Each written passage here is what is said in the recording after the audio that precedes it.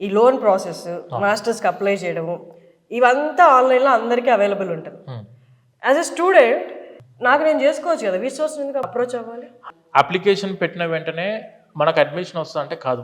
Student application పెట్టాలంటే ముందు ఆ అప్లికేషన్ పెట్టే ఒక ఎక్స్పర్ట్ టీం అనేది కావాలి, ఎందుకంటే వీళ్ళకి ఇంతకు ముందు ఎక్స్పీరియన్స్ అందులో లేదు.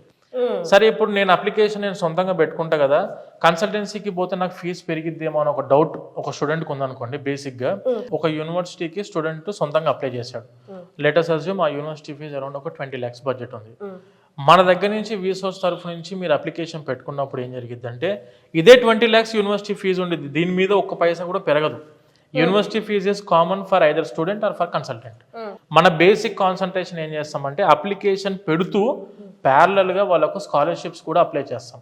యూకే అనుకోండి, letters assume up to 6 lakhs వరకు స్టూడెంట్కి స్కాలర్షిప్ రావడానికి అవకాశం ఉంటుంది. మా దగ్గర ఏంటంటే జాగ్రత్తగా 1-2 సార్లు అబ్జర్వ్ చేస్తూ యూనివర్సిటీ అప్లికేషన్తో పాటు స్కాలర్షిప్స్ అప్లై చేస్తాం. స్కాలర్షిప్ అప్లికేషన్తో పాటు తొందరగా ఆఫర్ లెటర్ రావడానికి ఏ విధంగా మనం ఎన్ని ప్రయత్నాలు చేయాలో అన్ని ప్రయత్నాలు చేస్తాం. ఆఫర్ వచ్చినాక అడ్మిషన్ కన్ఫర్మ్ చేయడానికి హెల్ప్ చేస్తాము.